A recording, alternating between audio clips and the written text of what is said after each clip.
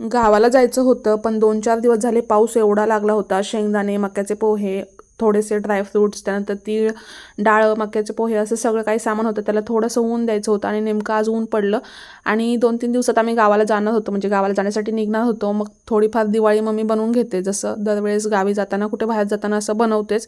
दिवाळी म्हणजे काय, ते सर्व सामान असतं ते 15-20 दिवस छान राहतं. लाडू, करंजा, चिवडा असं तर ते बनवते. मग आज पहिल्यांदा हे बनवणार होतो आम्ही, गव्हाच्या कापण्या. आता याचा व्हिडिओ मी लास्ट टाईम दाखवला आहे, पण रेसिपी सांगते शॉर्टली. गव्हाच्या पिठामध्ये गुळाचं पाणी टाकून ते पीठ मळून घ्यायचं.